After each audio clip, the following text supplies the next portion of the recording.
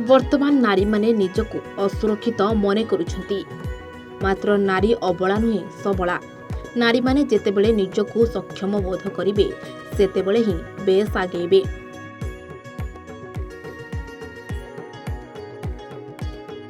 जेतेबेले नारी रातिरे मध्य एकाकी रास्तारे यातायात करि परिबे सेतेबेले देशर शांति सृष्टि होई पारिबो बोली भटली शांति सरकारी बालिका उच्च विद्यालय परिसर रे चालिथिबा आत्मरक्षा तालीम शिविर रे मत प्रकाश पाइछि।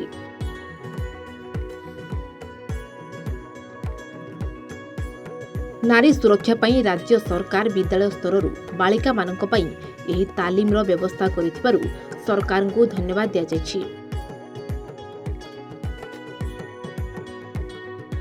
एही अवसर रे भटली गोष्ठी शिक्षा अधिकारी सरोज कुमार भुए मुख्य अतिथि भावे जोग देई कार्यक्रम को उद्घाटन करथिबा बेले विद्यालयर प्रशिक्षण प्राप्त शिक्षयित्री सौदामिनी प्रधान और जोड़ प्रशिक्षक सरोज नायक उपस्थित रही 100 जन बालिका को प्रशिक्षण देउछंती।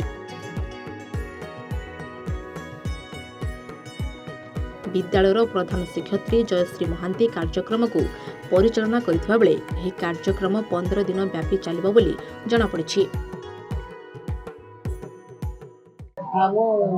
जयश्री महांती शांति सरकारी बालिका उच्च विद्यालय प्रधान शिक्षयित्री। यही तालीम शिविर विगत 6 वर्ष है आम विद्यालय आसूँ।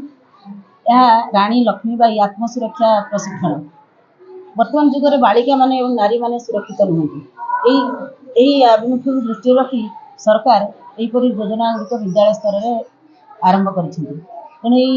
कार्यक्रम द्वारा नारी एवं बालिका माने निजको शारीरिक स्तर में निजको बलशाली एवं सुरक्षित करें। मु मेहक भाई मु शांति सरकारी बालिका उच्च प्राथमिक विद्यालय छात्री अटे। नवेम्बर जनवरी पर्यंत गोटे शिविर कार्य करी सरकार जहाँकि आमको बहुत खुशी लगुचे। आम सरकार को बहुत बहुत धन्यवाद करूँ।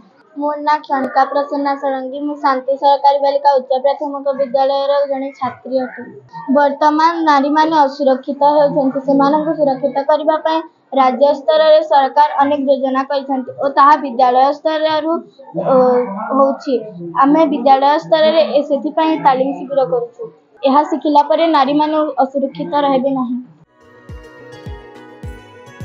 भटलीरू राजेश कुमार मिश्र रिपोर्ट A1 ओडिशा।